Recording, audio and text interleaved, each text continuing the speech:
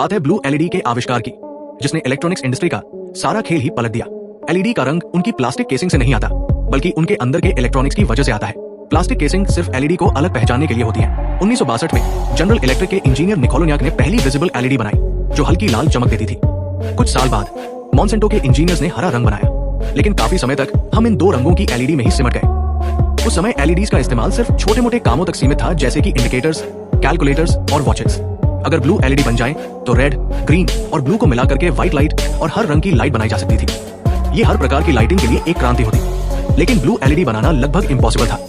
1960 के दशक के दौरान IBM, GE और बेल लैब्स जैसी बड़ी इलेक्ट्रॉनिक्स कंपनियां ब्लू एलईडी बनाने की दौड़ में लगी हुई थी। दुनिया के सबसे बड़े लैब्स और हजारों रिसर्चर्स की मेहनत के बावजूद 30 साल तक कोई भी बड़ा ब्रेक थ्रू नहीं मिला। मॉन्सेंटो के एक डायरेक्टर ने हताश होकर कहा था, एलईडीज कभी भी किचन लाइट्स को रिप्लेस नहीं कर सकती। ब्लू एलईडी का बनना उस वक्त एक सपने जैसा था, ऐसा सपना जिसका पूरा होना नामुमकिन लग रहा था। यही सच होता अगर एक जापानीज इंजीनियर शूजी नाकामुरा ने अपनी हिम्मत न दिखाई होती। नाकामुरा एक छोटी कंपनी निचिया में काम करते थे, जिसका सेमीकंडक्टर डिवीजन घाटे में था। नाकामुरा के रिसर्च को उनके सीनियर पैसे की बर्बादी मानते थे। उनका लैब पुरानी जुगाड़ से बनी मशीनों पर चलता था और फास्फोरस लीक होने की वजह से वहां बार बार छोटे छोटे धमाके होते रहते थे। 1988 तक हालात इतने खराब हो चुके थे कि उनके सुपरवाइजर्स ने उनसे रिसर्च छोड़ने को कह दिया, लेकिन नाकामुरा हार मानने वाले नहीं थे। ब्लू एलईडी का सपना उनके लिए जुनून बन चुका था। हताशा के इस मोड़ पर उन्होंने कंपनी के फाउंडर नोबुओ ओगावा से मुलाकात की और एक आखिरी कोशिश की। उन्होंने एक क्रांतिकारी विचार पेश किया, ब्लू एलईडी बनाने का प्रोजेक्ट। ये एक बड़ा जोखिम था, लेकिन ओगावा ने इस सपने को हकीकत में बदलने का फैसला किया। उन्होंने कंपनी के मुनाफे का 15%, करीब 500 मिलियन येन इस प्रोजेक्ट में लगा दिया। ये फैसला सिर्फ एक प्रोजेक्ट नहीं था, ये पूरी दुनिया की लाइटिंग इंडस्ट्री को बदलने की ओर पहला कदम था। सबको पता था कि अगर एलईडी सफल होती है तो ये पुराने बल्ब्स का जमाना खत्म कर देंगी। वो बल्ब्स जो ज्यादातर हीट प्रोड्यूस करते थे और सिर्फ थोड़ी सी विजिबल लाइट देते थे, एलईडीज के सामने कुछ भी नहीं थे। क्यों? क्योंकि एलईडी यानी लाइट एमिटिंग डायोड्स सीधा लाइट प्रोड्यूस करती है, बिना एनर्जी वेस्ट किए। और जब शूजी नाकामुरा ने अपने इस क्रांतिकारी प्रोजेक्ट पर काम शुरू किया, तो दुनिया को अंदाजा भी नहीं था कि ये एक छोटी सी डिवाइस पूरे लाइटिंग इंडस्ट्री को हमेशा के लिए बदल कर रख देगी। एलईडीज ज्यादातर सेमीकंडक्टर से बनाई जाती है, जैसे कि सिलिकॉन और जर्मेनियम, लेकिन इनको इस्तेमाल करने की अपनी सीमाएं थी। सिलिकॉन और जर्मेनियम जैसे मटेरियल्स इंफ्रारेड लाइट तो बना सकते थे, लेकिन विजिबल लाइट के लिए ये ज्यादा कारगर नहीं थे। यही वजह थी कि शुरुआती एलईडीज इंफ्रारेड रिमोट्स में इस्तेमाल होती थी। विजिबल एलईडीज की शुरुआत रेड और ग्रीन से हुई, लेकिन असली चुनौती थी ब्लू एलईडी बनाना। ब्लू लाइट के लिए ज्यादा एनर्जी और बड़ा बैंड गैप चाहिए था, जो उस समय के मटेरियल्स में मुमकिन नहीं था। यही वो रुकावट थी जिसने एलईडी टेक्नोलॉजी के विकास को सालों तक धीमा रखा। 1980 के दशक तक ब्लू एलईडी के लिए सही मटेरियल खोजने में करोड़ों डॉलर खर्च हो चुके थे, लेकिन सफलता नहीं मिली।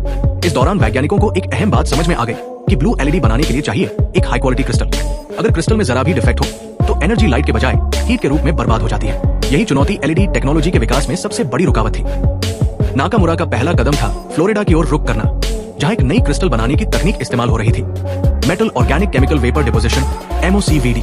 ये आज भी साफ और हाई क्वालिटी क्रिस्टल बनाने के सबसे बेहतरीन तरीकों में से एक है। इस तकनीक में आपके क्रिस्टल के वेपर मॉलिक्यूल्स को एक गर्म चेंबर में इंजेक्ट किया जाता है, जहां ये एक बेस मटेरियल जिसे सबस्ट्रेट कहते हैं उसके साथ रिएक्ट करते हैं और लेयर्स बनाते हैं। यहाँ एक जरूरी बात यह है कि सबस्ट्रेट की लैटिस उस क्रिस्टल की लैटिस से मेल खानी चाहिए जो उसके ऊपर बनाई जा रही है, ताकि एक स्थिर और स्मूथ क्रिस्टल बने।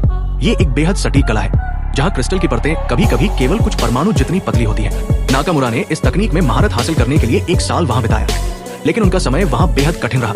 उन्हें एक वर्किंग MOCVD सिस्टम इस्तेमाल करने की अनुमति नहीं थी, इसलिए उन्होंने अपने 12 महीनों में से 10 महीने लगभग शून्य से एक नया सिस्टम तैयार करने में लगा दिए। नाकामुरा 1989 में जापान लौटे। उनके पास 2 चीजें थी, निकिया के लिए नया MOCVD रिएक्टर का ऑर्डर और दूसरी PhD हासिल करने की दृढ़ इच्छा। उस समय जापान में आप केवल 5 रिसर्च पेपर्स पब्लिश करके PhD प्राप्त कर सकते थे।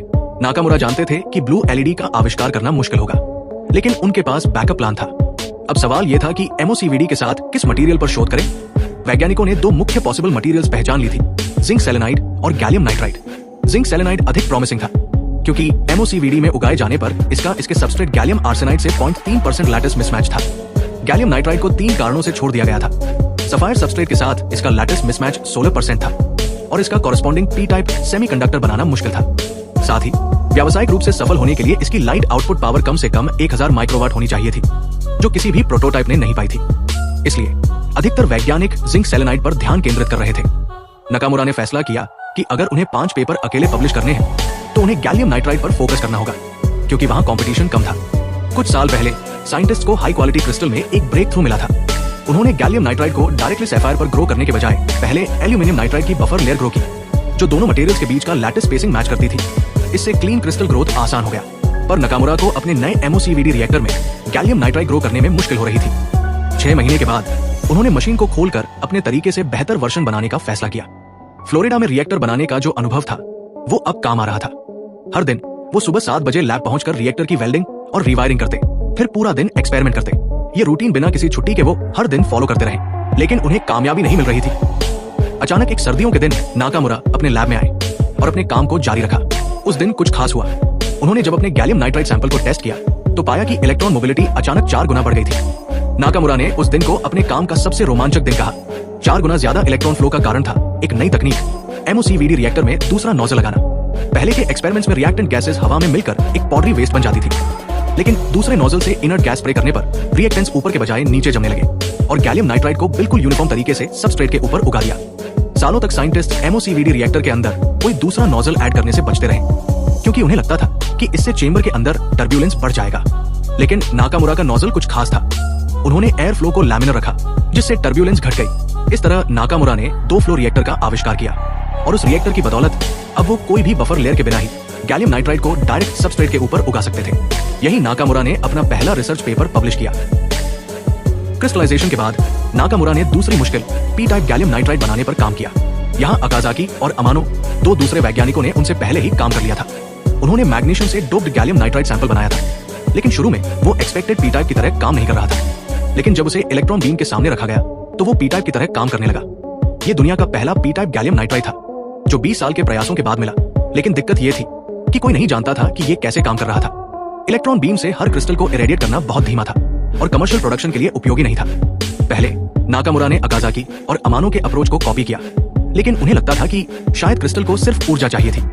इसलिए उन्होंने मैग्नीशियम डोप्ड गैलियम नाइट्राइड को 400 डिग्री सेल्सियस पर हीट करने की कोशिश की, जो एनीलिंग प्रोसेस कहलाता है। इसका रिजल्ट था एक पूरा P टाइप सैंपल। ये मेथड इलेक्ट्रॉन बीम से ज्यादा बेहतर था। उनका काम ये भी दिखाता है कि P टाइप बनाना इतना मुश्किल क्यों था। MOCVD से गैलियम नाइट्राइड बनाते वक्त नाइट्रोजन एमोनिया से सप्लाई होता था, लेकिन एमोनिया में हाइड्रोजन भी होता था। जहां मैग्नीशियम डोप्ड गैलियम नाइट्राइड में होल्स होने चाहिए थे, वहां हाइड्रोजन एटम्स घुसकर मैग्नीशियम से बॉन्ड कर रहे थे और होल्स को ब्लॉक कर रहे थे। ऊर्जा देने से मटेरियल से हाइड्रोजन रिलीज हो गया और होल्स फिर से खुल गए। 1992 तक नाकामुरा के पास एक ब्लू LED के प्रोटोटाइप को बनाने के लिए सभी आवश्यक सामग्री थी। उन्होंने इसे सेंट लुइस में एक सेमिनार में पेश किया, जहां उन्हें स्टैंडिंग ओवेशन मिली। हालांकि ये अब तक का सबसे अच्छा प्रोटोटाइप था, लेकिन ये अभी भी बेहद कम प्रभावी था और इसका लाइट आउटपुट सिर्फ 42 माइक्रोवाट था, जो प्रैक्टिकल उपयोग के लिए आवश्यक 1000 माइक्रोवाट से कहीं कम था। लेकिन नाकामुरा ने हार नहीं मानी और उनकी ब्लू LED अब तैयार हो चुकी थी। 1993 में नाकामुरा ने एक बड़ा कदम बढ़ाया।